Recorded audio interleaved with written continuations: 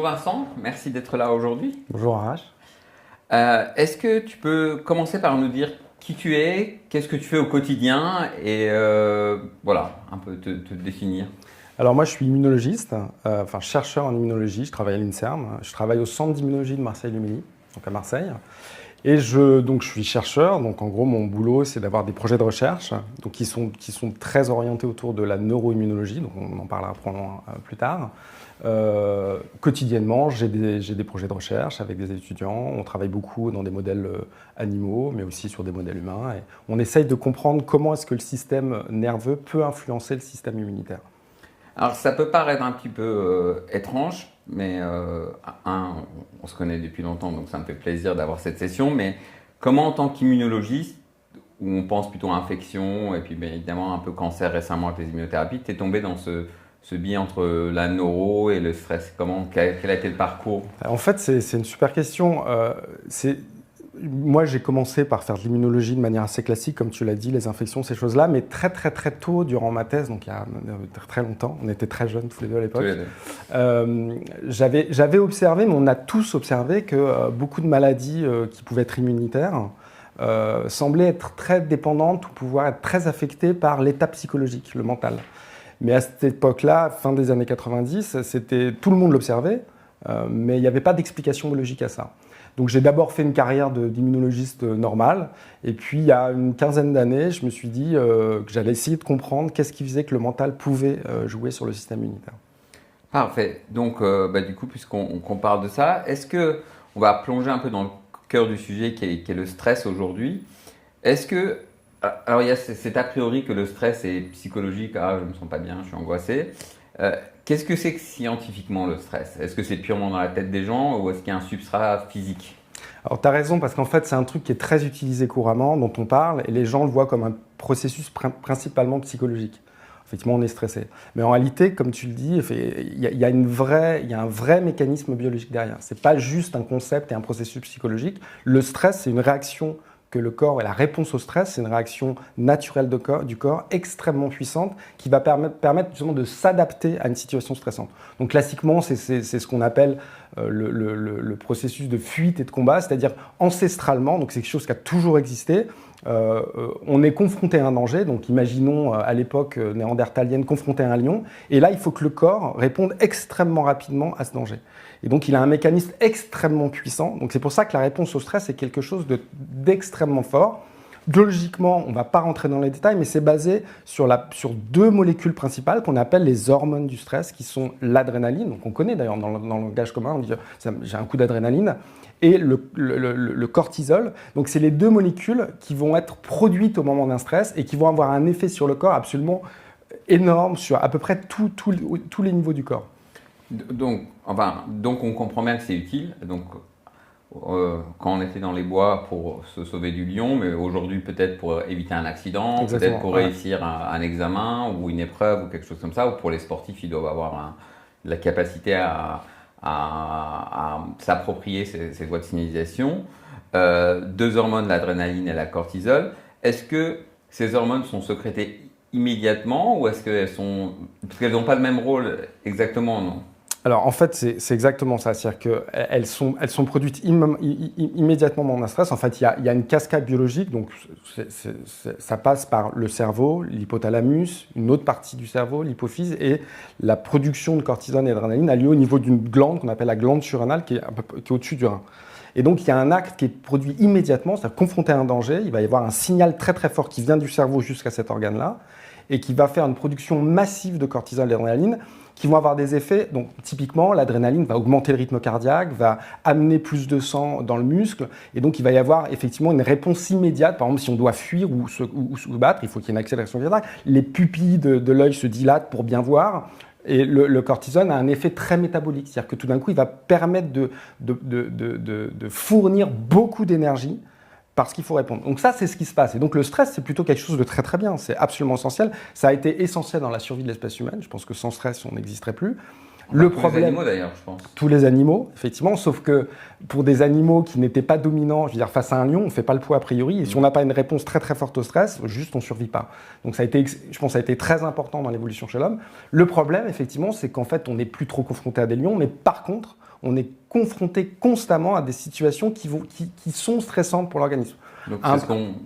Je t'interromps, excuse-moi, mais c'est le stress chronique. Exactement. Donc le stress aigu est considéré d'une manière générale comme étant quelque chose de bénéfique pour le corps. C'est ce que tu as dit tout à l'heure, c'est le très bon exemple. Quand on doit aller courir, on doit effectivement monopoliser une énergie. Face, effectivement, il y a une voiture, il faut agir tout de suite. Donc ça, c'est très bien. Et ça n'a pas d'effet négatif sur le corps, voire ça peut être très positif. Par contre, ce qu'on appelle le stress chronique, c'est-à-dire que cette espèce de constante production, d'activation de ce stress, de ce réponse et de production de cortisol et d'adrénaline, elle est extrêmement dédommageable pour le corps. On va en parler, on va rentrer dans le détail de ça. Et quelle est la barrière entre... Alors, je vais faire un jogging, ou je vais faire un squash, ou je vais être un petit peu augmenter mon niveau d'attention, etc. Donc, je vais un peu activer tout ça. Ça va durer 1 heure et normalement, ça devrait redescendre derrière. Et à quel moment on rentre dans le stress chronique? Est-ce que c'est par exemple, si je fais du sport tous les jours, c'est du stress chronique ou pas du tout? Ou est-ce que c'est vraiment quelque chose qui est latent? Est-ce que dans ce stress chronique, on a les mêmes niveaux finalement d'adrénaline que quand on a l'accident? Ou non, c'est juste un peu plus bas? C'est un peu au-dessus de la normale, mais pas... Alors en fait, déjà, ça va quand même énormément dépendre d'une personne à l'autre. On n'a pas tous la même réponse au stress.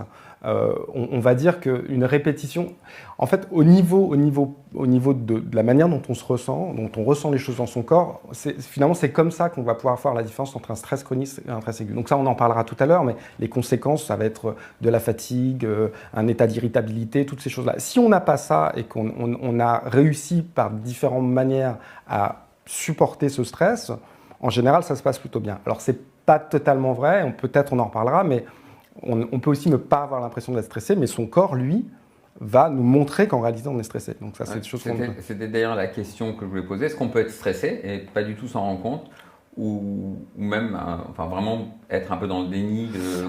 On peut, en effet, c'est ce qu'on appelle souvent, tu sais, dans le jargon, ce qu'on appelle les manifestations psychosomatiques. C'est-à-dire qu'en fait, tu as l'air psychologiquement d'aller bien, tu peux être dans une forme de déni. Non, ça va, tout va bien. Oui, j'ai beaucoup de pression dans mon boulot. Oui, j'ai beaucoup de choses à faire. J'ai 3 enfants, j'ai des choses à gérer, mais tout va bien.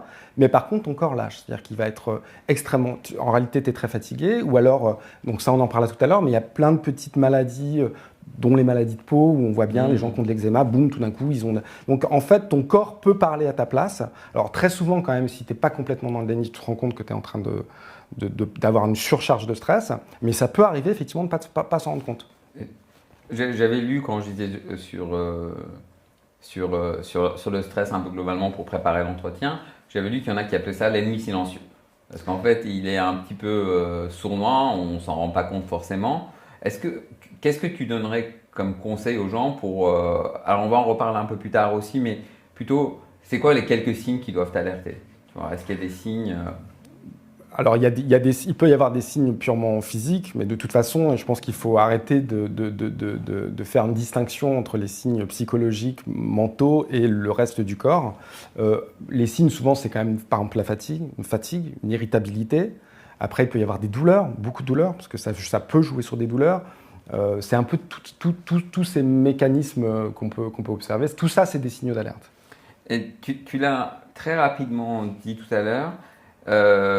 On n'a pas tous la même réaction, forcément. Et donc, la première question, c'est quel est le substrat de la différence? Alors, j'imagine que c'est multifactoriel. Ouais, en fait, c'est multifactoriel parce que donc là, on va absolument pas rentrer dans les détails, mais comme je l'ai dit tout à l'heure, tout commence dans le cerveau. Et dans le cerveau, on a un cerveau qui n'est pas tous fait de la même manière. Pareil, sans rentrer dans des détails, je vous ai parlé de l'adrénaline, je parlais de l'adrénaline. Il existe un système qui contrebalance l'adrénaline dans le corps, qui s'appelle l'acétylcholine. Donc, l'adrénaline, c'est ce qu'on appelle le système. Donc, il y a un système autonome dans notre corps. C'est un peu un yin et un yang. Donc, il y a effectivement l'adrénaline, et puis il y a une autre substance, l'acétylcholine. Et en fait, on n'a pas tous les balances qui sont exactement les mêmes. Donc, tu as des gens qui, effectivement, ont des niveaux d'adrénaline, à certains niveaux d'adrénaline, qui vont avoir des réponses plus ou moins fortes. Et on n'a pas tous la même résilience au stress, donc on ne se comporte pas tous de la même manière. Et surtout, effectivement, la construction mentale, notre cerveau, qui a évolué tout le temps de notre vie, à créer des moyens, même biologiques, de contrer ces excès de stress. Donc face à un stimulus, alors les deux systèmes dont tu parles, c'est le sympathique et le parasympathique. Exactement, ouais. Tu pourrais dire lequel a l'adrénaline et lequel a... Alors le sympathique, c'est l'adrénaline. Donc c'est celui qui, ce que je disais tout à l'heure, le combat ou la fuite. Donc lui, il va monopoliser des moyens de répondre très rapidement. Donc ce que j'ai dit, l'œil, la pupille qui se dilate, le rythme cardiaque qui s'accélère, toutes ces choses-là. Et l'autre en face, le parasympathique, il fait juste complètement l'inverse. C'est-à-dire que par exemple pour les pupilles, c'est l'inverse, elles se rétrécissent, il a tendance à ralentir le rythme cardiaque. Donc en général, on a toujours ce système-là. Donc de manière autonome, c'est ce qui se passe dans notre corps. Tout ça contrôle notre fonctionnement. Et dans un moment de stress, et ça peut-être on en parlera plus tard, dans les réponses possibles et dans les solutions qu'on peut trouver pour vaincre le stress, pour combattre le stress personnellement, c'est de monopoliser cet autre axe, en fait. Le parasympathique. Le parasympathique. Donc j'imagine que, vu ce que tu as dit, il y a un substrat génétique. Donc on est génétiquement produit pas la même quantité. Il y a probablement aussi le vécu. Les traumas peuvent affecter et déclencher des stress. C'est typiquement le stress post-traumatique où le soldat qui entend un bruit dans la rue est en situation d'alerte, etc. Donc le passé, est-ce qu'il y a une différence fondamentale homme-femme ou en fait pas vraiment, ou un substrat dehors de l'aspect hormonal? Est-ce que juste les... En dehors de l'aspect hormonal, en fait, ce en dehors, il est juste énorme en réalité. Donc on en reparlera, je pense, un peu tout à l'heure. On va dire que génétiquement, il n'y a pas de différence fondamentale entre l'homme et la femme face à ces molécules-là. Le problème, effectivement, par contre, c'est qu'on parlera effectivement du cycle et des hormones. Là, par contre, ça joue énormément. Mais pour revenir à ce que tu disais, en fait, que ce soit syndrome post-traumatique et le fait qu'on ne réagisse pas tous de la même manière, tout à l'heure, j'ai dit, et je ne voulais pas rentrer dans les détails, que la première partie qui a lieu, c'est dans le cerveau, au niveau de l'hypothalamus. L'hypothalamus, c'est une partie du cerveau qui s'occupe de beaucoup de choses et qui est connectée avec plein d'autres parties du cerveau. Et donc, ces autres parties du cerveau, elles vont être liées à de la mémoire, à des souvenirs. Et donc, en fait, elle-même, l'activité de cet hypothalamus, elle peut être régulée par plein de choses qui seront liées à des souvenirs, des enfants. Donc, c'est pour ça qu'on ne réagisse pas tous de la même manière, entre autres. Oui, parce que mon vécu va impacter en fait, totalement. Mon analyse de la situation et donc la réponse, elle sera... Et en fait, tu as une espèce de fine-tuning, de manière de régler les choses qui ne seront pas la même chez les uns et les autres. Et juste parce que ce qu'il faut dire, sans rentrer dans les détails, la biologie, c'est vraiment un truc très important à comprendre. Il y a toujours un système, quand on a une réponse forte, il y a toujours un système qui vient calmer la réponse. Donc ça, en immunologie, c'est très important. Quand on est infecté par une bactérie, il faut qu'il y ait une réponse très très forte. Mais cette réponse forte, elle monopolise de l'énergie, elle peut avoir des dégâts. Et donc il y a toujours un système, ce qu'on appelle un peu des feedbacks négatifs, des rétrocontrôles négatifs. Et c'est un peu pareil pour le stress. C'est-à-dire qu'il y a normalement, quand tout se passe bien, il y a des rétrocontrôles qui marchent bien. Le problème, c'est qu'en fonction des personnes, l'efficacité de ce rétrocontrôle n'est pas le même. Donc, si je récapitule, le stress aigu plutôt utile. Ouais. On peut même chercher à le provoquer de temps en temps. Ça, finalement, c'est la session de sport. Exactement. Voilà. Le stress chronique probablement délétère. Et comment alors le stress chronique rend malade? Comment est-ce qu'il rend malade? En fait, ce qui se passe, c'est que on peut peut-être faire par système si c'est plus simple. D'abord nerveux, immunité.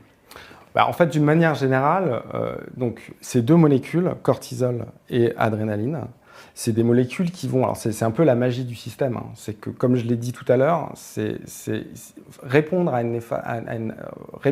une situation dangereuse requiert une monopolisation complète de ton organisme. Donc, ces molécules ont un effet totalement pléiotropique. Elles agissent à tous les niveaux. Et donc typiquement, par exemple, la cortisol... Donc, d'ailleurs... je pense que tout le monde cortisone. Donc en fait, c'est exactement un dérivé donc, qui est utilisé en médecine, qui est un immunosuppresseur, donc effectivement qui est là pour calmer le système immunitaire.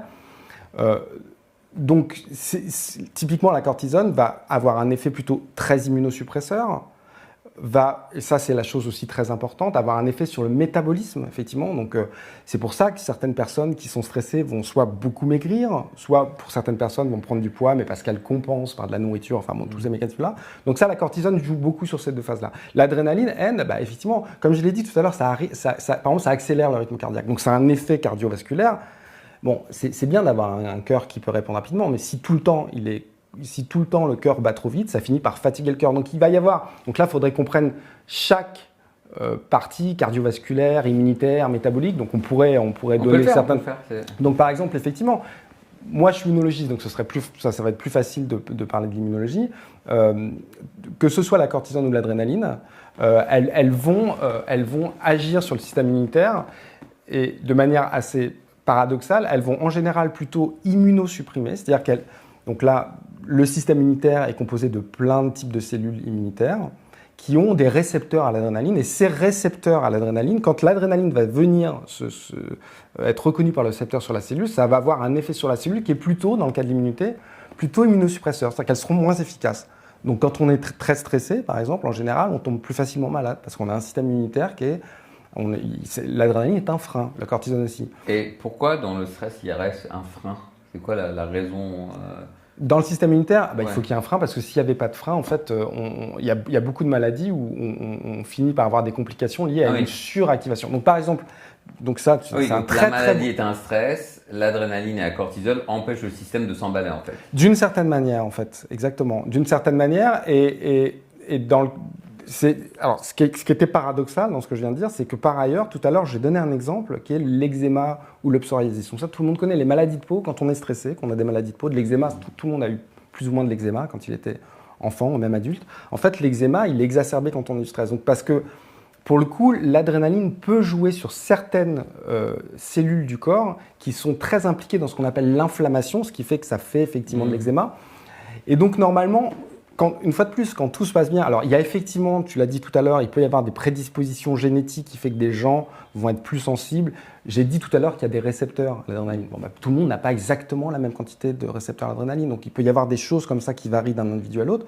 Mais en tout cas, l'adrénaline va... putain, je me suis perdu. Reprends. Mais c'était quoi ta question ? L'effet de l'adrénaline sur le système immunitaire. Okay. Pourquoi ça immunodéprime pour empêcher que ça relance? C'est bon Ouais, mais attends, il faut qu'on reprenne où putain, je suis désolé. Première fois que tu claques? Ouais. Tu donnes une bière.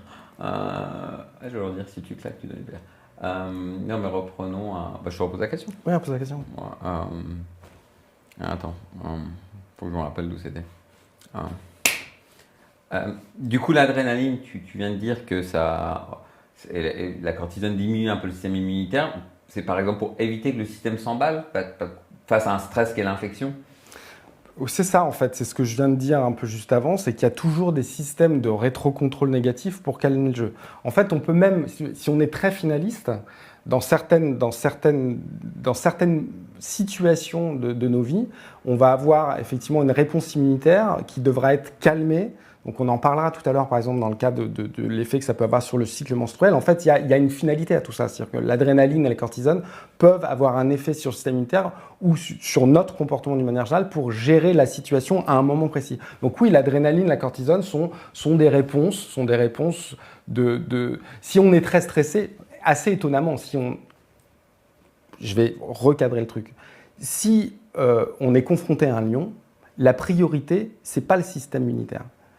Le corps a une énergie qui est limitée. À un moment, il va falloir fournir beaucoup d'énergie pour les muscles, pour courir, pour fuir. Le système immunitaire consomme beaucoup d'énergie. Donc à ce moment-là, l'effet assez naturel de la cortisone et de l'adrénaline, c'est de dire on calme le jeu du système immunitaire parce que ce n'est pas la priorité. Ça pourra l'être dans un second temps parce qu'effectivement, si on se fait mordre et on peut avoir une infection, donc il y a plein de mécanismes derrière qui viennent supplanter si nécessaire. Mais en tout cas, immédiatement, c'est pas ce dont le corps a le plus besoin. Et c'est intéressant parce que tu l'as dit déjà, mais le stress et chez les patients, c'est souvent quand tu es stressé que tu attrapes quelque chose, etc.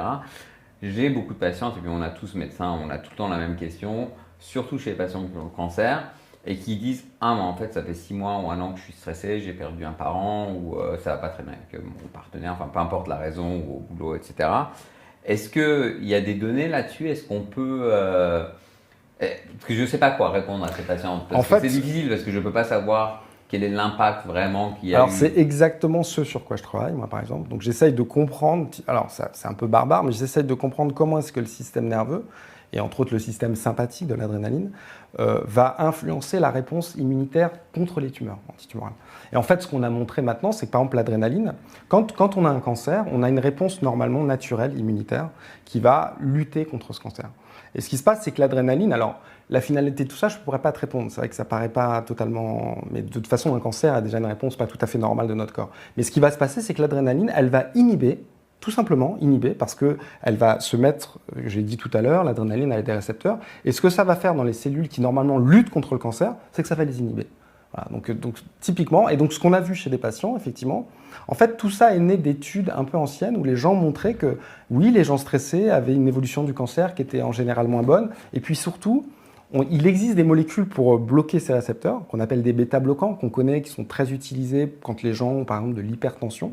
Et ce dont on s'est aperçu, c'est qu'il y avait des gens qui avaient un cancer, et qui par ailleurs prenaient des bêta-bloquants parce que par exemple ils faisaient de l'hypertension, et on s'est aperçu qu'effectivement ils avaient une réponse antitumorale qui était meilleure, et leur évolution du cancer était plus favorable.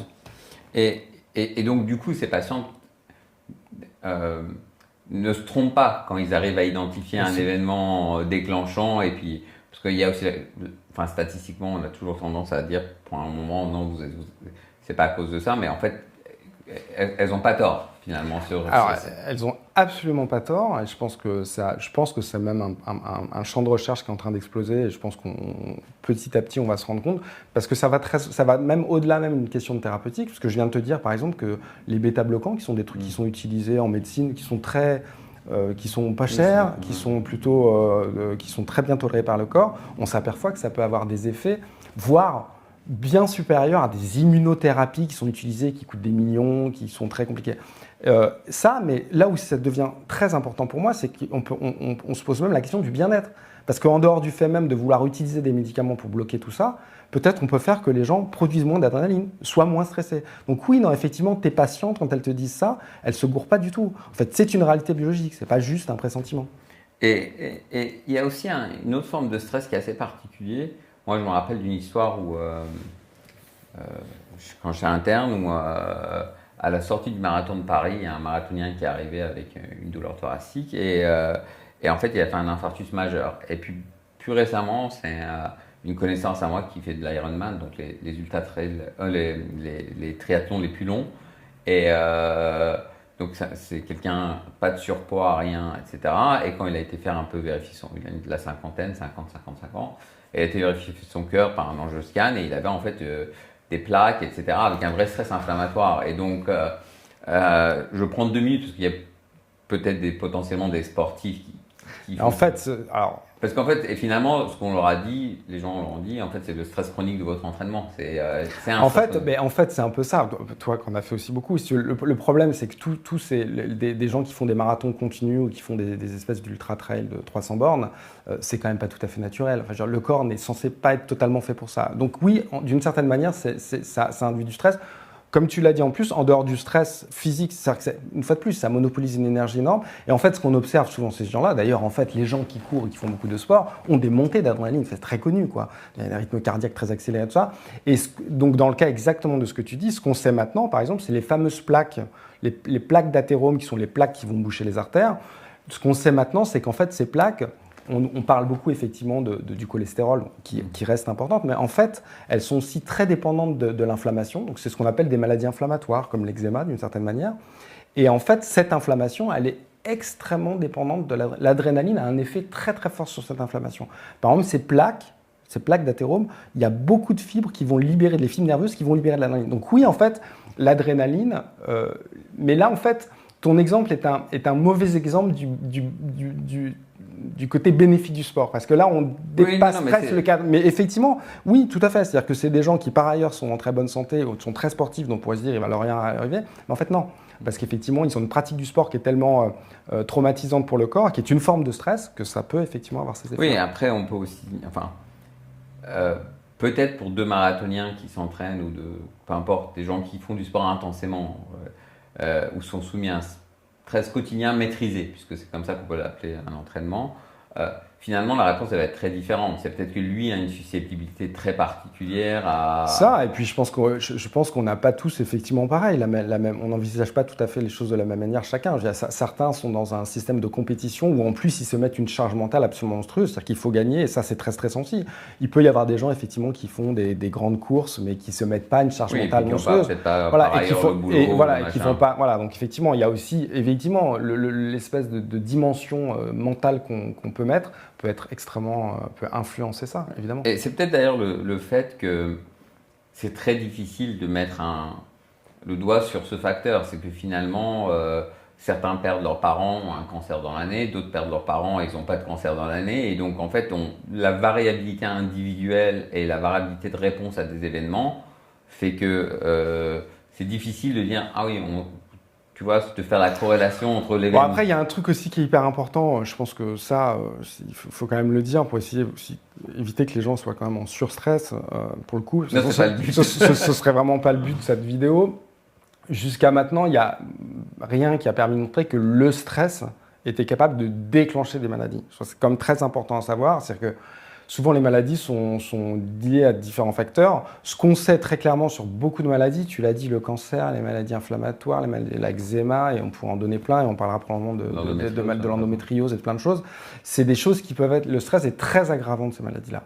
Après, à ma connaissance, et je pense que c'est assez clair, le stress peut pas développer…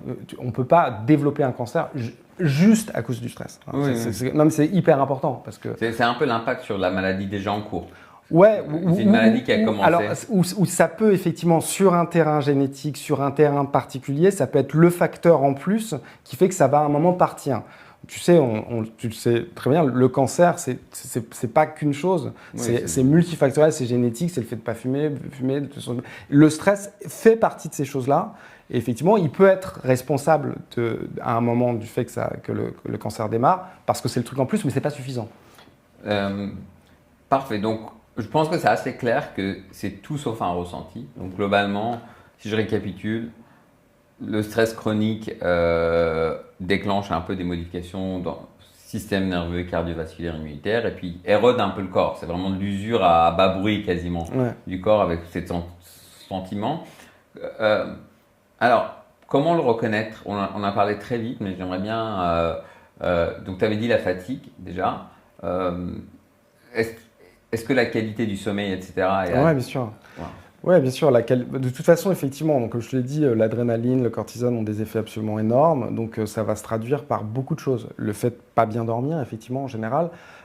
Et effectivement, je pense que c'est hyper important ce que tu as dit. Je pense que très souvent, et encore d'ailleurs beaucoup de médecins, mettent ça sur le compte de « bon, vous n'allez pas très bien, mais ça va, quoi. C'est dans votre tête ». Mais non, c'est pas dans votre tête en fait. Cette chose-là, il faut arrêter de dire. Alors bien sûr, oui, c'est dans notre tête, mais en fait, c'est pas juste une manifestation psychologique. Et souvent, en plus, c'est extrêmement culpabilisant parce que les gens se disent bon, du coup, je suis stressé. Donc non. Donc les manifestations, ça va être effectivement la fatigue, par exemple. Ça peut être bon, évidemment tout ce qui est une forme d'irritabilité, de ne plus avoir de patience.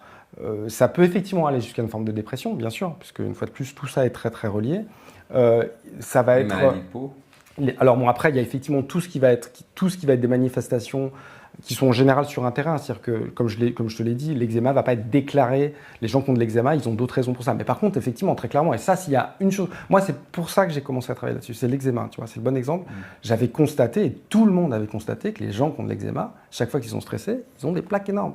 Tu vois, mais on ne comprenait absolument pas. Maintenant, on le sait, ce que je t'ai dit, on sait que l'adrénaline va jouer sur les cellules qui jouent sur le fait qu'on ait une plaque. Donc ça, et puis donc le sommeil, les douleurs en fait, les douleurs aussi au niveau musculaire, ça peut avoir des effets énormes. Les patients qui ont l'endométriose et tout ça, c'est des maladies inflammatoires. C'est des maladies, exactement. Donc l'endométriose, c'est un très bon exemple. C'est une maladie inflammatoire. Donc évidemment, la cause n'est pas le stress, mais par contre, effectivement, à partir du moment où c'est des maladies qui sont très liées à de l'inflammation, et vraiment, ça c'est très important, le stress augmente, exacerbe tout ce qui va être inflammatoire. Donc tu vois, ça va le spectre est extrêmement large. Ça va de l'eczéma, l'endométriose, l'arthrite rhumatoïde, enfin toutes ces maladies qui sont liées à de l'inflammation. Et la diminution de la libido aussi? Ah ben bien sûr. Alors ça, bon, en plus effectivement, Donc là, on va rentrer plus peut-être dans les questions de ce que ça peut avoir sur le cycle et tout ça, mais tout simplement parce que c'est pareil, l'adrénaline, donc la libido, elle est au niveau de notre cerveau, elle est effectivement gérée. Ce qu'il faut comprendre, c'est que tout ça, c'est aussi une espèce d'équilibre de molécules et qu'un excès d'adrénaline va avoir un effet sur des zones du cerveau qui peuvent être liées ou dédiées à la libido, et ça a plutôt tendance à effectivement complètement inhiber. Mais parce que pareil, j'ai envie de dire, si on revient au fondamental, quand tu es confronté à un lion, la priorité pour ton corps, c'est pas d'aller se reproduire. Donc, une fois de plus, tout ça est à l'origine extrêmement bien fait. Donc oui, effectivement. Parce qu'une des idées, enfin, sur cet aspect, sur cette question de comment le reconnaître, c'était la question de est-ce que chacun de nous, hein, moi, toi et les gens qui écoutent, peuvent se développer une petite checklist un peu dans sa tête, un peu pour se dire, bah, ouais, je me sens pas très bien. Est-ce que c'est vraiment dû au voyage que j'ai fait ce week-end ou le voyage professionnel, ou est-ce que c'est quelque chose d'un peu plus... En fait, la vraie question, c'est que je pense que dans nos sociétés modernes, je pense que 95% des gens sont stressés. Donc en fait, la checklist, elle va être faite assez rapidement. Il y a 95% des gens qui sont dans un état de stress normal. Après, tu as des gens qui ont des états encore plus élevés, mais de toute façon, je vais te dire, on est dans une société qui est tellement stressante, c'est une réalité, parce qu'une fois de plus, on est confronté à des situations auxquelles on doit répondre très rapidement. Notre cerveau est suractivé et surmonopolisé.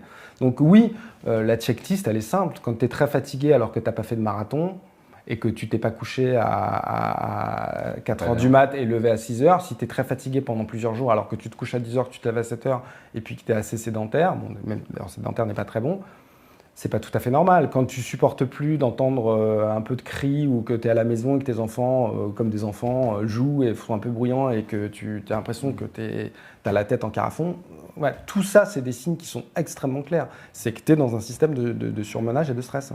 Est-ce que tous les trucs techno, les montres, les bagues connectées qui analysent le sommeil, ça peut aider? Parce que maintenant, il y a des bagues qui disent, hein, mon épouse a sa bague qui lui dit t'es trop stressé, donc oui, bah alors souvent effectivement, ce qu'elle mesure, par exemple, c'est le rythme cardiaque, et donc effectivement, comme je l'ai dit tout à l'heure, une accélération du rythme cardiaque, c'est en général un niveau d'adrénaline trop élevé. Donc oui, je pense que ça peut être utile. Après, il faut savoir répondre à ce que va te dire la montre, parce que si juste tu constates que la montre te dit ça va pas, t'es stressé, mais que tu changes rien. Oui, mais on en parlera éventuellement, enfin de ce qu'on peut mettre en place. Donc maintenant, je pense qu'on a à peu près compris. On est tous plus ou moins stressés. Ouais, je crois. Voilà.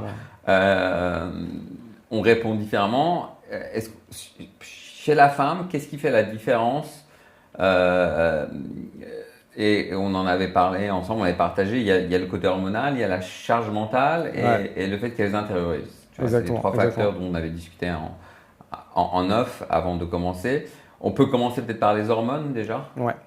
Bah dans le cas des hormones, en plus, pareil, on en avait discuté, mais ça va se faire dans les deux sens. Donc tout le monde a constaté, donc ça on va un peu décrire biologiquement assez simplement, mais tout le monde a constaté qu'en général, en fonction du cycle menstruel, la femme était dans un état de stress et de psychologie qui était complètement différent.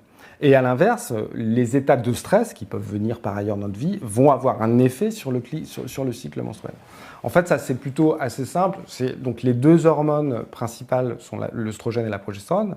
Elles vont avoir des effets très très forts sur, par exemple, la libération de cortisone, la régulation de la libération de la cortisone. En fait, il y a un truc qui est assez simple. Tout à l'heure, je t'ai dit, donc je ne vais pas trop rentrer en détail, mais ce que c'est assez marrant, c'est qu'en fait, je l'ai dit tout à l'heure, il y a la voie naturelle du stress, c'est l'hypothalamus, l'hypophyse et la glande surrénale. Dans le cas des hormones pour les femmes, ça commence au même endroit. Hypothalamus, hypophyse, mais là, ça ne va pas à la glande surrénale, ça va au niveau des gonades, donc ça va plutôt au niveau de l'ovaire. Et en fait, donc, tu comprends bien que c'est en fait l'origine de la production donc la FSH et la LH, qui sont deux molécules essentielles à la libération, à la production de progestérone et d'œstrogène.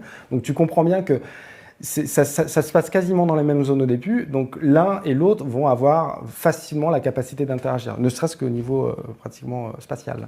Oui, d'ailleurs, dès que les femmes sont stressées, chroniquement, notamment les sportifs de haut niveau, elles ont plus d'hormones FSH et LH, et c'est ce qu'on appelle une aménorrhée, donc une période sans règles centrales, enfin hypophysaires, et en Ouais. fait leurs ovaires marchent très bien, et dès qu'elles arrêtent leur entraînement intensif, en général, elles récupèrent dans les mois qui suivent. Parce que dans évidemment. l'hypophyse, d'ailleurs, c'est deux régions un peu séparées qui vont soit aller vers la région qui va produire de l'adrénalcortisone ou la région qui vont produire de la FSH. Donc elles sont quand même séparées, mais elles peuvent extrêmement interagir. Je ne vais pas rentrer dans les détails, mais donc du coup, l'une et l'autre peuvent effectivement. Donc on en revient à ces systèmes de régulation, de rétroproduction. Donc ça, c'est l'aspect, quand tu es stressé, il y a une espèce de blocage central, et ce qui est logique, puisqu'on l'a dit, pas de place pour la reproduction, en gros, enfin, la reproduction en tant que porter une grossesse pour un mammifère qui est stressé.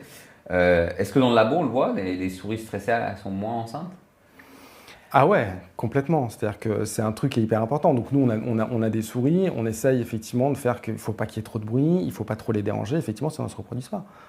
C'est le même principe. Mais parce qu'une fois de plus, on l'a dit tout à l'heure, quand tu es stressé, la priorité, c'est pas la reproduction. Et d'ailleurs, c'est très intéressant parce qu'il y a beaucoup de patientes, et il y en a sûrement qui se reconnaîtront, mais qui font des parcours très stressants en fertilité, en fécondation in vitro, en PMA, et qui tombent enceintes une fois qu'elles ont décidé de tout arrêter. Ouais. On en voit beaucoup qui se disent en fait j'ai lâché l'affaire ou j'ai eu l'autorisation d'adopter donc ça m'a enlevé un poids et qui tombent enceintes et je reconnais personnellement 10 ans d'infertilité, décident d'adopter, ils ont l'autorisation d'adopter. Mais c'est là que tu vois à quel point ce système-là est puissant parce qu'effectivement il suffit probablement à un moment d'accepter une forme de résilience et de dire bon bah non, ça marchera pas et donc de baisser cette pression intérieure, donc ce stress, et là tout d'un coup tu vas pouvoir effectivement peut-être tomber Oui, enceinte. je pense que c'est un des grands facteurs Enfin, je pense que c'est un rôle majeur dans la fertilité. Sans compter effectivement, bon mais ça c'est pas nécessairement l'objet de la discussion aujourd'hui, mais effectivement en plus dans le rapport qu'il peut y avoir mental avec ton conjoint, Oui. où effectivement il y a aussi cette dimension de stress, de surcharge, de culpabilité, il peut y avoir beaucoup de choses qui entrent en compte. Ouais. Et à l'inverse, pourquoi les femmes sont plus sensibles en deuxième partie du cycle? Donc, alors en fait, c'est pareil, on en revient toujours à cette question de cette finalité. Pourquoi est-ce que ce système a été créé? Donc il y a un moment, au moment du cycle, avant l'ovulation, la réponse que tu dois avoir, que le corps doit avoir, n'est pas le même que pour l'ovulation. C'est-à-dire qu'avant, tu n'es pas enceinte, après, potentiellement, tu es enceinte. Et donc effectivement, ce que tu fais, c'est que tu crées un système de réponse au stress qui doit être régulé. Parce que si avant, autant tu peux être effectivement assez stressé, enfin... plutôt, si tu veux, au moment où tu vas tomber enceinte, voilà, il faut être alerte parce qu'effectivement, potentiellement. Exactement. Partenaire. Donc, pareil, donc l'œstrogène. Juste pour que les gens comprennent, première partie du cycle, on parle du début des règles jusqu'au à peu près 14-15e jour, où les femmes peuvent potentiellement tomber enceintes et qu'elles ont beaucoup d'œstrogène. Ouais. Exactement. Et du coup, effectivement, dans ces périodes-là, l'œstrogène va avoir un effet sur le cerveau, sur la libération des fameuses hormones du stress, qui va être complètement différent puisque la seconde partie est en fait en fin de règle, il va y avoir une chute de l'œstrogène. Dis-moi si je me trompe. C'est plutôt ton domaine. Donc, deuxième partie, moins d'œstrogène, de la progestérone qui est là pour maintenir un début de grossesse au cas où. Exactement. Et dans ce cas-là, effectivement, ta réponse à une situation stressante n'est pas la même. Le fait de pouvoir être déjà enceinte ou pas fait que tu vas avoir une réponse à ça qui est différente. Oui, de plus protecteur. C'est pour ça que les femmes, elles décrivent beaucoup... il y en a qui décrivent des trucs absolument incroyables, mais elles sont toutes un peu renfermées, un peu... et je veux enlever la culpabilité là-dessus. Il y a beaucoup de travail en ce moment sur... le concept de synchroniser sa vie à son cycle. Et beaucoup de gens travaillent, notamment aux États-Unis, c'est pas encore en France, on a toujours un peu de retard sur ces choses-là, mais sur dire à une femme en deuxième partie du cycle, alors évidemment pour certaines ça sera pas vrai ce que je vais dire, mais en deuxième partie du cycle, aller faire l'entraînement de crossfit intense, c'est peut-être pas le bon truc, parce que vous avez un niveau déjà de stress élevé, etc., et que c'est plutôt un moment pour faire du stretching, des choses un peu plus douces, ou des choses, voilà. Et donc et que ça soit... sur l'activité physique, la nutrition, d'adapter sa nutrition à son état hormonal, etc. Et je pense qu'il y a beaucoup de femmes qu'on voit en syndrome prémenstruel. Moi, j'ai une patiente qui s'enferme. J'ai une patiente qui me disait qu'en fait, elle a une telle intolérance à tout qu'après avoir jeté des assiettes à son mari 3-4 cycles de suite quand ils sont mariés, c'est des jeunes mariés. Mais est-ce que elle me dit, je m'enferme en fait. Je m'enferme parce que pendant 1 à 2 jours, je ne peux rien supporter en fait. Ouais, mais tu sais, je pense que c'est hyper intéressant parce que même nous, je vois, on est passé quand même par des époques très différentes où post-70, presque, j'ai envie de dire, où il fallait plus faire de distinction entre les hommes et les femmes, d'une certaine manière. Et sur certains aspects, évidemment, c'est extrêmement positif. Même nous, tu vois, en recherche,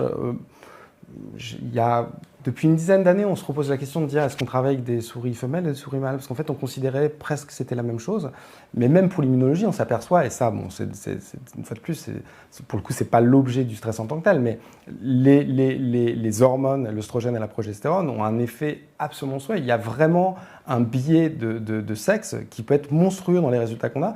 Mais pendant très longtemps, en fait, c'est quelque chose qu'on essayait de niveler parce qu'on ne voulait pas voir de différence. Donc oui, c'est très important ce que tu dis. Je pense que bon, le fait de pouvoir savoir à quel moment on est dans son cycle, et pour une femme, d'abord la déculpabiliser, parce qu'une fois de plus, c'est pas de sa faute, c'est biologique. Elle y est pour rien. Par contre, je pense qu'elle peut trouver des réponses à ça. Et si elle sait ce qui se passe, je pense qu'elle peut trouver des réponses à ça. Oui, c'est toujours... Et même, enfin moi, tu vois, je vis avec 2 femmes, j'ai une femme et 2 filles. Trois femmes et deux filles. Et en fait, si tu veux, pareil, je pense que c'est très important de savoir où est-ce qu'elles peuvent se placer dans leur cycle parce que dans le comportement, dans ce qu'elles peuvent avoir, oui, c'est très important, quoi. C'est ce que j'explique aux gens, c'est que finalement, quand on dit oui, elle est comme ça parce qu'elle a ses règles, ce qui est un péjoratif absolu, en fait, le vrai truc qu'il faudrait dire, c'est elle est comme ça parce qu'elle a une surproduction de progestérone, exactement. Que cette surproduction de progestérone, en fait, c'est une cascade biologique qu'on décrit. C'est une cascade totalement mais qui est vraie et qui doit exister pareil pour là. Sur la charge mentale, comment... Parce que... Ouais, mais là, tu sais, c'est quasiment des problèmes. Alors, d'une manière générale, que ce soit l'homme ou la femme, je pense qu'il faut apprendre à se débarrasser d'une certaine charge mentale. Tu sais, on a souvent eu cette discussion ensemble, le pouvoir de dire non. Enfin, il y a un truc dans notre vie, on passe son temps à dire oui quand on devrait dire non, et dire non quand on devrait dire oui. Et en fait, ça, on se dit, bon, c'est pas très grave, mais c'est une charge mentale monstrueuse. Et il s'avère qu'effectivement, en général, pour des questions sociétales, les femmes ont une plus grosse charge mentale. C'est-à-dire qu'elles s'occupent de beaucoup plus de choses.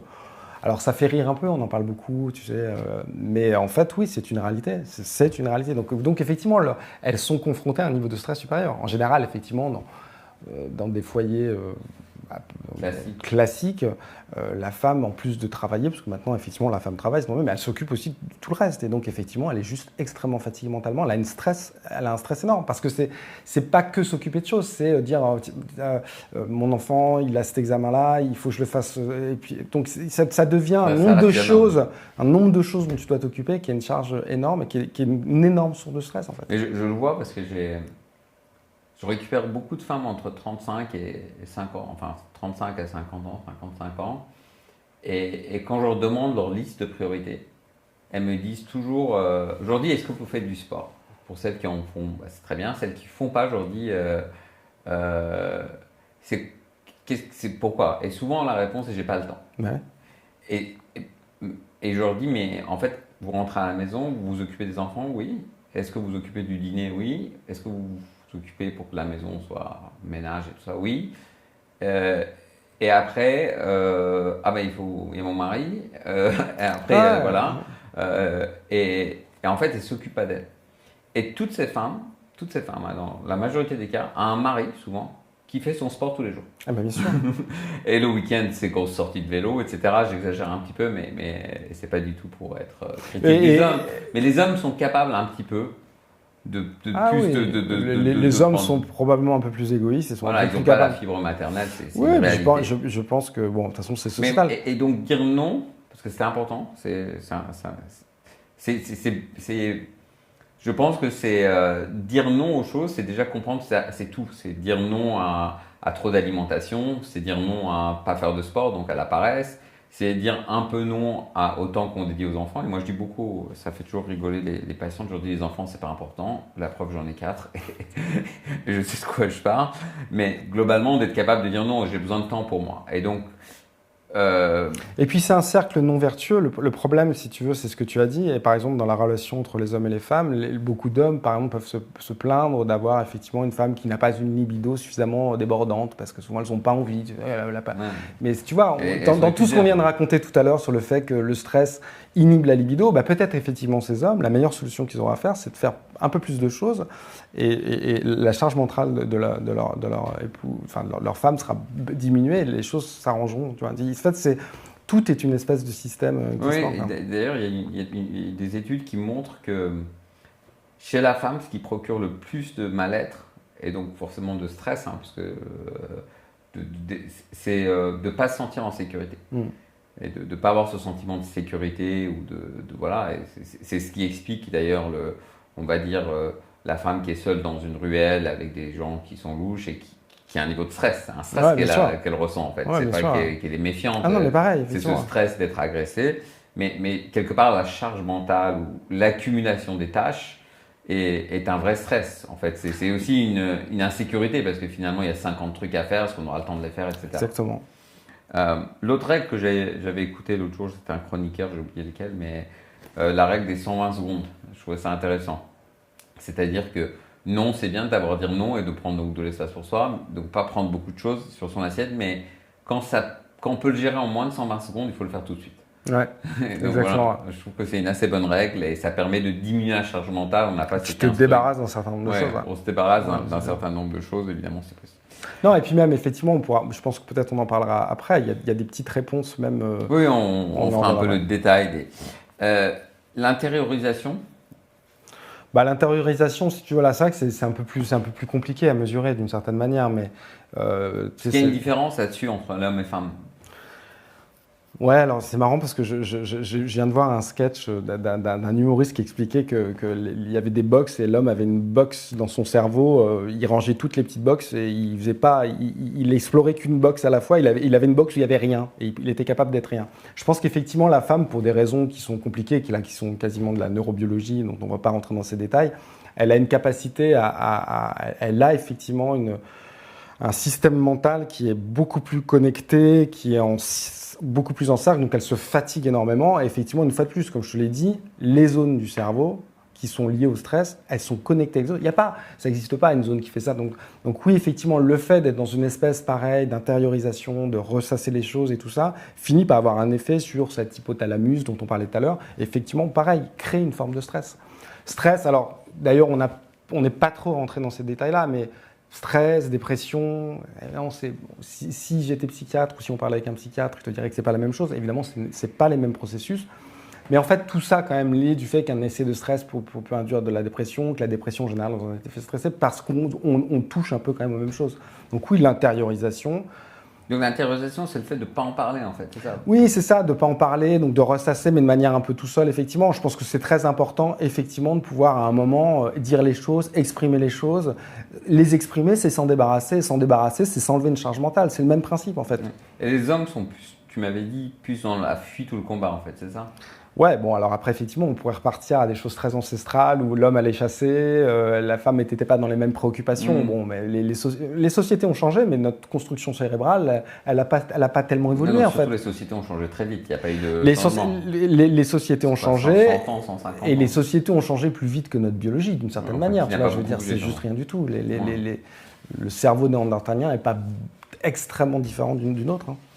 Donc, pour revenir, enfin, pour récapituler un petit peu, chez la femme, probablement le stress impacte les hormones, puisque tu l'as dit, et puis à l'inverse, la phase du cycle va changer le ressenti de la susceptibilité à un stimulus, la charge mentale et l'intériorisation. Tout ça fait qu'en fait, si ce stress s'accumule, on arrive au développement des maladies. Donc, enfin, pas tellement à susceptibilité aux maladies ou à leur évolution. Susceptibilité ou aggravation de certaines maladies déjà existantes. Est-ce que on pourrait parler d'un certain... Est-ce que par exemple, il y a sûrement des mamans qui nous écoutent, aussi des adolescentes, j'espère. Est-ce que par exemple l'adolescence est une période qui est plus... Pourquoi l'adolescence est plus propice Est-ce qu'on connaît, parce que c'est le début des hormones, est-ce que c'est à cause de ça ou non. Chez la jeune femme plus que chez l'homme d'ailleurs? Oui, je pense qu'il y a juste déjà une espèce de... Alors, tu sais, pareil, le cerveau est en adaptation, donc il y a effectivement cette espèce de déclenchement, cette espèce d'orage hormonal qui effectivement à un moment crée énormément de désordre. C'est des périodes aussi où on est confronté à beaucoup de choses nouvelles, on expérimente beaucoup de choses nouvelles, donc c'est extrêmement, le cerveau est extrêmement mobilisé devant des choses. on en revient à la question du danger. C'est-à-dire qu'on est tout d'un coup confronté à plein de dangers complètement forts. C'est le moment aussi où l'enfant sort du foyer, qui est une espèce d'endroit de protection, et où il va se confronter au monde. Et se confronter au monde, c'est se confronter au danger. Avec, en plus, à la différence de l'enfance, de manière, entre guillemets, indépendante. Donc oui, c'est une période, en plus du fait qu'effectivement, c'est un moment où le corps doit, même si les hormones existent déjà, si tu veux un peu, mais il va y avoir cette espèce d'horloge d'hormones qui fait que le corps doit s'habituer à ça. Il y a une espèce de régulation qui se fait petit à petit, si tu veux. C'est pas les choses. Oui, parce qu'on en sort en jeune adulte. La première fois qu'on prend le métro, on est comme ça. Voilà. Et sauf que c'est pour tout comme ça. Il y a une exacerbation de nos sentiments, une exacerbation de ce qu'on ressent. Et donc effectivement, on en arrive à un espèce de cercle entre les hormones qui tout d'un coup apparaissent, deviennent très fortes, et puis cette sursollicitation cérébrale. C'est un cocktail qui fait qu'en général, effectivement, c'est très... Parfait. Donc, je pense qu'on a un peu... on a fait vraiment le tour de comment ça marche, de pourquoi ça développe les choses, etc. Les solutions. Voilà. Alors... les solutions, c'est un peu... Tu vois, il y en a plein. C'est ce qu'on a dit. Je pense qu'effectivement, les vraies solutions, c'est effectivement du coup... d'essayer par exemple de réduire sa recharge mentale, donc c'est ce qu'on a dit. Donc il peut y avoir un vrai travail personnel d'essayer de changer sa manière d'appréhender les choses. Alors c'est pas extrêmement simple toujours, donc on peut effectivement se faire aider par des thérapeutes. Il y a la question des amis. Si on n'a pas suffisamment d'amis, on peut se faire aider effectivement par un thérapeute ou aller parler. Donc c'est ce qu'on a dit. Mais alors c'est intéressant parce que en fait, quelque part, les solutions, si on réfléchit bien, doivent... Parce que c'est très bien de dire aux gens, par exemple, de faire X, Y ou Z, mais c'est intéressant pour les gens de comprendre que les solutions, elles marchent si en fait elles provoquent une diminution de la sécrétion d'adrénaline et de cortisol face à des situations qui ne sont pas stressantes réellement. C'est-à-dire que si en fait, aujourd'hui, si je reçois un mail ou un truc qui ne me plaît pas, j'active pas mon axe. Donc en fait, en gros, les solutions dont on peut parler, on se bute là. Il y a un vrai but biologique. En fait. C'est des solutions pour éviter de se retrouver dans des situations où on va stimuler cet acte du stress. Donc si tu veux, il y a des moyens quasiment de réflexion sur son comportement, mais bon, ça c'est un peu facile à dire si tu veux. Je pense que les gens en général sont. Après, il y a... Ouais, vas-y. Je veux rebondir parce qu'il y a eu. Il y a une étude en Inde qui montre que dans une partie de l'Inde, des gens qui avaient des maladies coronaires donc des plaques d'athérome, etc., refusaient de prendre des traitements ou ne pouvaient pas les prendre pour des raisons financières. Et on parle de 2-3 000 personnes, c'est une grosse étude, qui ne pouvaient pas faire de traitement médical. Et le médecin local a décidé de se traiter avec la méditation. Mais structurée, c'est la méditation transcendratale, c'est celle qui est un peu la plus facile. On se répète un mantra, les yeux fermés, assis sur un canapé comme on veut. On fera sûrement du contenu sur ça. Et à 1 an, il y a la même réduction que les gens traités avec des médicaments. Et pourtant, ça paraît pas être un médicament, la méditation. Non, mais c'est pour ça, si tu veux. Donc là, moi, c'était l'autre aspect, effectivement, qui peut être la méditation. Bon, il y a le sport, la méditation, le yoga. Mais en fait, si. Mais tu les prends un par un. Non, mais juste un truc, parce que ça, c'est hyper important. Pareil, les gens ont du mal à imaginer que le cerveau puisse avoir un effet aussi puissant. Parce que dans ce cas-là, la méditation, c'est... Je vais juste te donner un exemple qui, à mon avis, illustrera très, très bien quand même. Tu sais, et c'est quelque chose qui est utilisé dans des hôpitaux et qui est maintenant complètement montré, on peut, sous hypnose, opérer des gens. C'est-à-dire que l'hypnose, c'est-à-dire que l'utilisation, la capacité à pouvoir à un moment se servir de mettre quelqu'un en hypnose, c'est chanter, dans ce cas-là, son cerveau et une partie de son corps sensoriel. Donc on opère des gens sous hypnose. C'est-à-dire qu'ils n'ont pas mal, c'est-à-dire on peut leur ouvrir le bide si tu veux. Donc la capacité que le cerveau, d'utiliser ton cerveau pour jouer au niveau de ta biologie, elle est juste absolument monstrueuse. Donc effectivement, tout ce qui fait la méditation... C'est assez parlant. C'est assez parlant parce que quand même on se dit, je veux dire... Oui, c'est pas possible. Tu peux dire la méditation, oui, bon, ok, la méditation, est-ce que ça peut avoir un effet sur mon cancer ou sur mes plaques d'athérome? Bon, ok, d'accord. Mais si tu vois que effectivement quelque chose comme l'hypnose peut faire que quelqu'un n'a juste pas mal si on lui ouvre le ventre, tu te dis le cerveau a une capacité quand même absolument folle.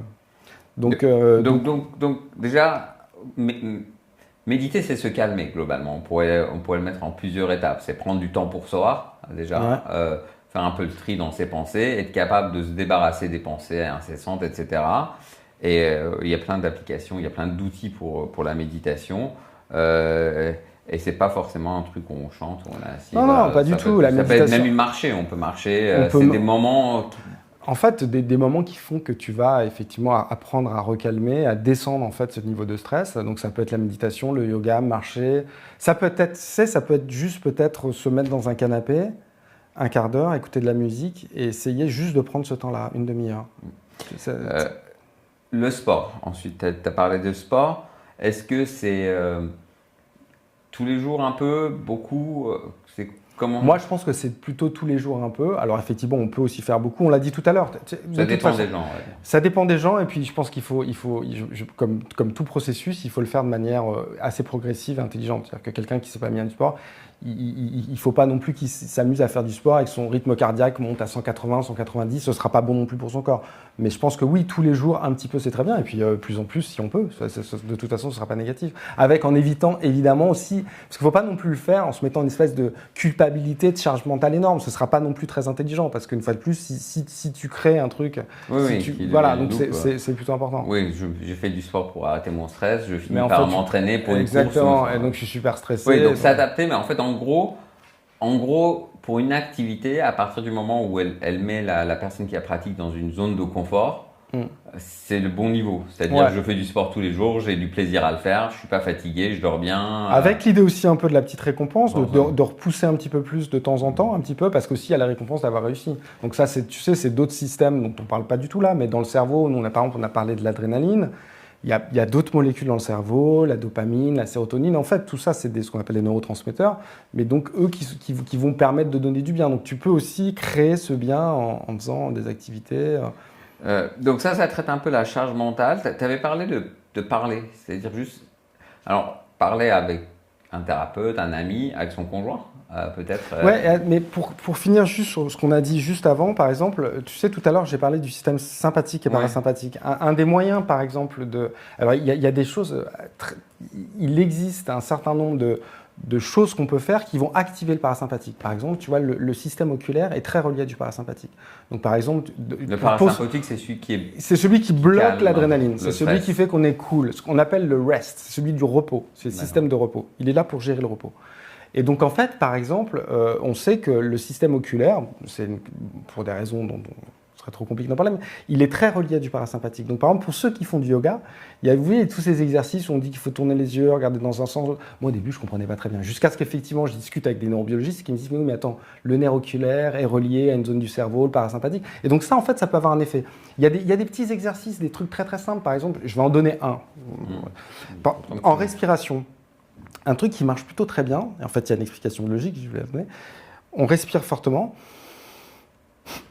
Et au moment où on est au maximum, on refait une inspiration. Et en fait, ce qui va se passer dans le corps, c'est que le système de la respiration est très géré par le sympathique parasympathique, ce qu'on appelle le système autonome. Donc on ne s'aperçoit pas qu'on respire. Et en fait, ce qui va se passer, c'est qu'on va respirer fortement, et là, on va créer un signal qui n'est pas bon. Et donc, le système naturel du « c'est pas bon », c'est « je fais du rest », j'induis du parasympathique. Et rien que ça, dans un moment de gros stress, même, je sais pas, avant de passer un examen, 10 respirations comme ça. Et quand on sent qu'on est déjà au-dessus, on reprend une inspiration. Et en fait, ça va activer le parasympathique, le nerf vague. Donc, c'est un nerf particulier qui va libérer du parasympathique. Et ça, du coup, par le système du contrebalancé, il va réduire. Voilà. Donc, et ça, on peut le faire dans sa voiture, dans le métro, on peut le faire n'importe où. On vient de le faire tous les deux. Je l'ai fait juste avant de venir là.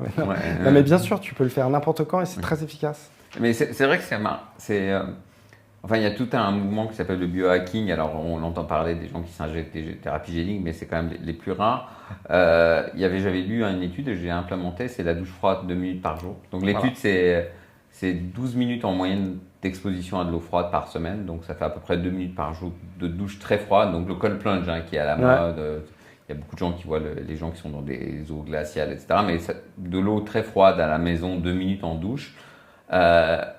Si on apprend à rester, en gros, il faut respirer. Hein. C'est assez bizarre d'ailleurs maintenant, parce que maintenant que tu l'as dit, quand on est sous de l'eau très froide, on veut se reculer parce que c'est un stress vital. Hein, le corps veut s'échapper. En fait, pour rester, on est obligé de respirer très fort. Et en fait, j'avais pas fait le lien. Mais en fait, probablement. Moi non plus d'ailleurs. Voilà, mais voilà. Donc, j'active le parasympathique, donc je bloque le système sympathique et au bout de 15 jours, en fait, on est capable de complètement rester sous l'eau froide. Ça, l'eau froide est connue pour, une fois de plus, inhiber ton sympathique. Donc, tu vois, donc plutôt activer ton parasympathique, mais surtout inhiber ton sympathique. Donc oui, donc tu vois, il y a plein de petites choses comme ça. Oui, c'est pas très compliqué. Non, c'est pas très compliqué. On respire 5 minutes sur le canapé, on prend pas une très douche froide le soir et déjà on commence à travailler dessus. Exactement. D'un point, alors après, ça m'intéressait de parler de tout ce qui est, parce que alors il y a tout un truc autour de la nutrition, le machin, est-ce que je prends tel complément, ça c'est antioxydant, ça c'est anti. Est-ce qu'il y a des données scientifiques? Est-ce que globalement c'est tellement varié, il y a tellement de tout? Est-ce que les patients doivent prendre des suppléments quand ils sont stressés? Est-ce qu'il y a des choses qui ont montré leur efficacité? Alors, si tu veux, les compléments peuvent avoir un effet au niveau cérébral qui effectivement pourrait d'une certaine manière réguler, faire qu'il y ait moins de production de cortisol ou de... Souvent, ce que ça peut surtout avoir, c'est par exemple quand je t'ai dit que l'inflammation, l'adrénaline, enfin en gros les hormones du stress peuvent avoir beaucoup d'effets sur l'inflammation. Ces compléments peuvent être un moyen aussi, un peu comme l'histoire du parasympathique, c'est plutôt un moyen de calmer des manifestations du stress. Donc oui, je pense que ça peut être... Les antioxydants avec le exactement, stress inflammatoire. Exactement. Donc du coup, c'est un moyen de contrer ça, si tu veux. Après, moi, j'ai pas, mais là, je voudrais pas, ça dépasse un peu mon niveau de compétence au niveau nutritionnel. Est-ce que tel complément, si tu me demandais, les oméga 3, alors oui, effectivement, à partir du moment effectivement, où ça va avoir un effet très protecteur au niveau cérébral, parce qu'effectivement, il y a un truc dont on n'a pas beaucoup parlé, enfin, pas qu'on n'a pas beaucoup parlé, mais c'est que on a parlé du système immunitaire, on a parlé du cycle menstruel, on a parlé de l'inflammation, mais une conséquence aussi, par exemple, qu'a le stress, c'est de jouer énormément, d'être plutôt très délétère pour le cerveau, effectivement, parce que c'est des molécules qui sont assez agressives pour le cerveau, d'une certaine manière, les hormones du stress. Donc oui, toutes les molécules qui vont un peu protéger ton cerveau vont être plutôt assez positives. Et puis c'est pas très difficile d'essayer, on peut essayer 2-3 semaines, voir ça. Exactement. Bon, il faut évidemment faire, quand même, comme pour tout, il faut faire attention à la posologie, parce qu'un produit qui peut être très bon... Non, mais je parle de choses qui ont vendu dans des trucs, pas sur Internet, sur des sites bizarres avec la corne de rhinocéros, mais non, ça. Je parlais vraiment du truc. Est-ce qu'il y a une place, toujours en termes de traitement, parce que les patients qui ont par exemple le cancer ou l'endométriose, et maintenant dans le SOPK, donc le syndrome des ovaires polykystiques, il y a beaucoup de patientes qui guérissent avec leur alimentation. Hein, qui disent vraiment j'ai une alimentation moins inflammatoire, elles enlèvent le gluten, c'est souvent ça en fait. Donc c'est un peu... Est-ce qu'il y a une place, alors je dirais pas systématique, parce que c'est pas le bon mot, est-ce qu'il y a une place pour un traitement, des traitements vraiment anxiolytiques, d'aller voir son médecin et dire voilà en fait je suis pas très stressé, parce que toi, tu bosses sur la cancérologie et ces aspects-là. Est-ce que ça devrait être le principe? Est-ce que ça devrait être un truc que les médecins évaluent? Est-ce que quand j'ai une patiente en cours de thérapie pour une chimio, on devrait lui dire, écoutez, parce on le fait pas. Hein. Aujourd'hui, les gens y rentrent, on les met à l'hôpital le jour. Et puis on leur dit, est-ce que ça va, madame? Et la patiente dit, oui, ça va. Mais en fait, ça s'arrête là. Non, mais moi, je pense qu'en dehors de la question, moi, je trouve extrêmement paradoxal qu'on dépense absolument beaucoup d'argent pour trouver des traitements extrêmement innovants. Et c'est très très bien, hein. Je veux dire, il y a en cancérologie ces 10 dernières années, il y a eu des choses absolument révolutionnaires. Mais en réalité, si tu veux, ce qui est assez surprenant, c'est qu'il y a des moyens effectivement très très très clairs de pouvoir, je l'ai dit tout à l'heure, les bêta-bloquants, donc ce qui va inhiber l'adrénaline, ça peut avoir un effet. Moi, j'ai fait des expériences dans des souris à qui je donnais des bêta-bloquants. Alors, ce n'est pas des anxiolytiques en tant que tels, mais enfin, c'est un peu de la même famille, qui calment. Effectivement, moi, je regarde les tumeurs, surtout, je leur donne un traitement et j'améliore le traitement de manière folle. C'est-à-dire que c'est une réalité biologique. Et la souris, si tu veux, elle n'est pas dans le ressenti. Elle n'est pas... Elle se dit pas, oui, elle n'a pas la charge mentale de dire j'ai un cancer, je vais mourir. La souris, elle n'en a juste aucune conscience. Donc c'est un effet purement biologique. Donc il y a ça, mais en dehors même des médicaments, c'est ce que je te disais. Par exemple, tu vois, je veux dire, on y a tous plus ou moins bossé. Moi en tant que chercheur, toi en tant que médecin, tu vas à l'Institut Gustave-Roussy. Bon, tu sais déjà que tu vas mourir. Enfin, c'est un peu horrible. C'est-à-dire que l'endroit, l'environnement, près cette espèce de truc près du périph', ça, alors, je suis désolé pour les non-français, mais souvent ce que je veux dire, Et c'est vrai qu'à la limite, les anglo-saxons, les Allemands, par exemple, réfléchissent quelquefois beaucoup plus à ça, d'essayer de trouver des endroits pour être psychologiquement beaucoup plus confortable. Et ça c'est pas juste psychologique, c'est que ça peut avoir un effet énorme sur le traitement et sur l'évolution de la maladie. Vraiment, en fait. Et ça coûte finalement moins cher que des traitements très cher. Mais je pense que c'est vraiment un... Alors, je suis content parce qu'on a commencé avec du contenu de gynéco et finalement, c'est le 4 ou 5e. Ça sera notre 4 ou 5e enregistrement. Et le but, c'est d'aller déborder. Je pense que c'est finalement toute cette approche holistique. C'est-à-dire que quand on voit une femme en consultation de gynéco ou un homme, finalement, on est souvent intéressé par le frottis pour prévenir les cancers du col, la mammo, si elle a l'âge de faire une mammo, la grossesse ou l'accouchement ou le périnée. Mais en fait, juste poser la question aux gens de ce qu'ils vont bien et de leur faire comprendre que ce n'est pas une question de politesse, mais c'est une question médicale en disant exactement, je trouve que c'est vraiment un changement qu'on n'apprend pas. Je pense que c'est très important. Il va falloir que ça devienne un peu plus systématique parce qu'en plus, pour le stress, pour tous ces problèmes-là, les prendre tôt, c'est beaucoup plus simple. Tu sais, il y a un très bon exemple, c'est la douleur. La douleur, il y a une espèce de mythe qui fait que les gens qui ont un petit peu mal à la tête, par exemple, refusent de prendre un Doliprane. Ils disent « je le prendrai quand j'aurai très très mal à la tête ». Ce qu'on sait là pour le coup, parce que c'est un des sujets sur lesquels je travaille, la douleur, une douleur installée, elle est très difficile à enlever. En fait, donc, et c'est un peu pareil pour le stress, c'est-à-dire que tu parlais des anxiolytiques. Je ne dis pas qu'il faut donner des anxiolytiques à tout le monde. Mais par contre, en fait, de vouloir ne pas considérer que c'est un traitement qui va être important assez tôt, effectivement, assez tôt. Et on peut imaginer quasiment que tous les gens à qui on annonce un cancer, tu vois, tout le monde devrait quasiment avoir un traitement anxiolytique à ce moment-là parce que c'est extrêmement simple. Et après, l'arrête au bout d'une semaine. Exactement. Mais en fait, non, c'est que tu l'as dit, c'est pas quelque chose de très...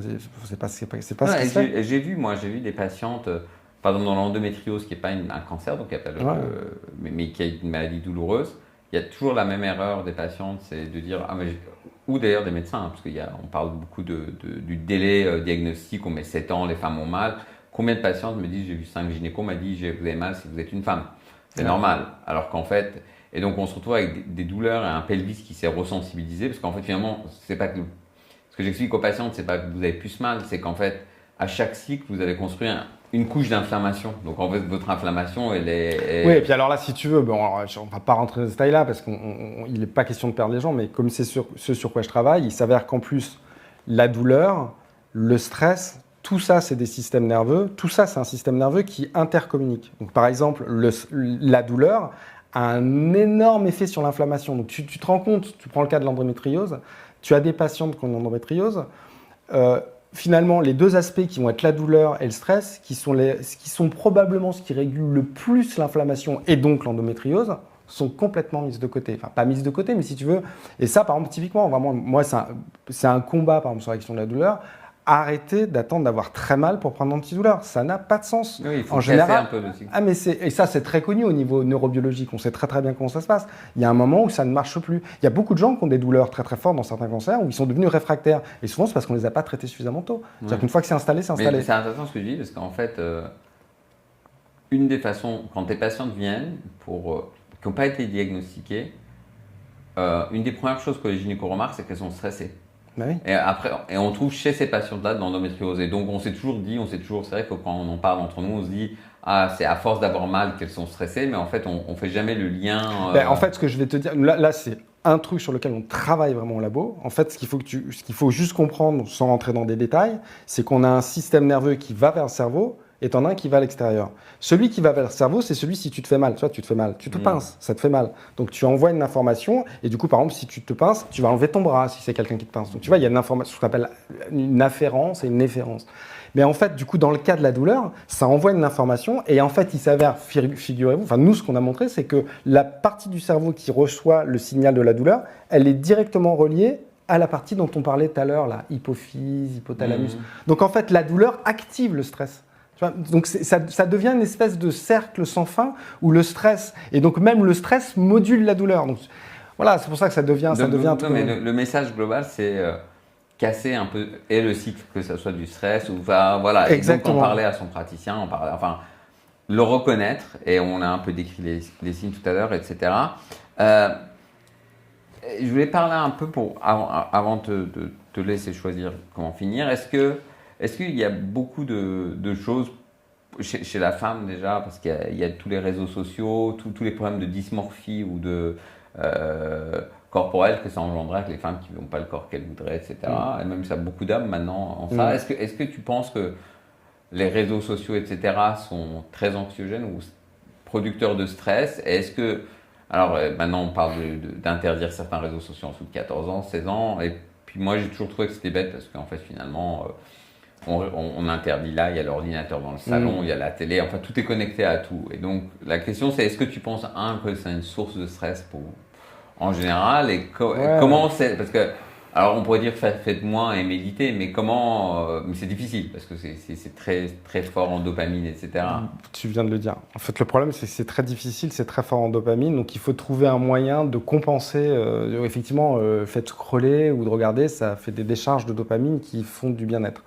Il faut essayer de trouver un moyen de faire que cette décharge en dopamine soit aussi forte par un autre moyen, mais c'est loin d'être simple. Donc moi, j'ai pas de religion sur le fait par rapport aux réseaux sociaux. Oui, je pense qu'effectivement, ça peut être très problématique. Tu l'as dit, il y a une espèce de...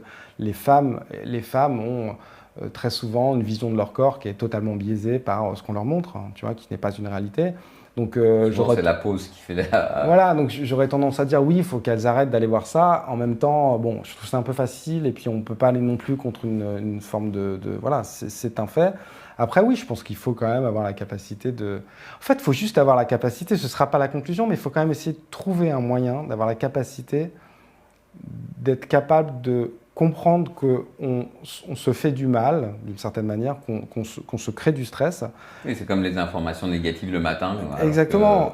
Alors que finalement, ce que c'est Trump décide aux États-Unis, on s'en fout un peu. Exactement, tu vois. C'est pas parce que demain, quelqu'un va pas aller sur Internet qu'il continuera. C'est un mécanisme mental. Hein. Le fait de vouloir à un moment dire « ça suffit, je vais apprendre à dire non quand j'ai envie, je vais refuser de faire ça, je vais prendre soin de moi », c'est un mécanisme global. En fait, tu peux pas juste dire à quelqu'un t'arrêtes avec ton téléphone, ça marche pas. Oui, c'est vaut mieux éduquer, surtout pour les plus jeunes, il faut leur apprendre à dire non. Exactement. Est-ce qu'il y a quelque chose d'important dont on n'a pas parlé? Non, écoute, je crois pas. Je pense que ce qui était très important pour les femmes ou les hommes qui vont nous écouter, c'est vraiment, je pense que moi, et je pense que c'est pour ça que tu m'as dit de venir, je pense que c'était aussi démystifier la stress dans le sens où arrêter de penser que c'était juste quelque chose. On entend tout le temps, oh, il est stressé, et vraiment dire, enfin, déculpabilisez-vous. Enfin, c'est-à-dire que vous pouvez avoir des manifestations et c'est pas que de votre faute, c'est de la biologie. Non, là où ça devient votre faute, c'est qu'il faut aussi. Enfin, c'est pas une question que ça devient ta faute, c'est qu'effectivement, une fois qu'on a réussi à identifier que ça ne dépend pas que de nous, mais par contre, on peut jouer dessus. Donc c'est ce qu'on a dit, il y a différents moyens. Que si je fais le diagnostic que je suis stressé, ne rien faire, c'est là où je ne fais pas le bon truc. Mais peut-être le meilleur moyen, c'est peut-être aussi justement déjà de se déculpabiliser. Tu sais, on l'a tous vécu, il y a des moments où... D'ailleurs, on l'a tous vécu. Il y a des moments où on est vraiment en stress très, très, très, très, très fort. Et il arrive quelquefois, sans que ce soit trop excessif, c'est ce qu'on appelle le burn-out, mais que tout d'un coup, on a une espèce de truc qui lâche tout. C'est-à-dire qu'on n'en a plus rien à faire de rien. Donc il ne faut pas en arriver là, mais finalement, ce truc-là, on peut déjà essayer de le sentir et d'essayer de l'imposer sur certains endroits de sa vie. On ne peut pas tout révolutionner, mais on peut quand même, effectivement. Et en tout cas, déjà commencer à identifier, te dire, bah là, moi, j'ai atteint un niveau de stress. Donc oui, il pourrait y avoir des questionnaires pour le moment. Enfin, mais je te dis, 95% des gens sont stressés. Mais on peut peut-être évaluer à quel niveau. Oui, je peux voir est-ce que je ne suis pas bien et puis identifier ce qui ne va pas. Et bon, pour finir, est-ce que tu es stressé? Ouais, moi je suis plutôt stressé, mais je me soigne. Merci beaucoup. C'était super. Je te remercie.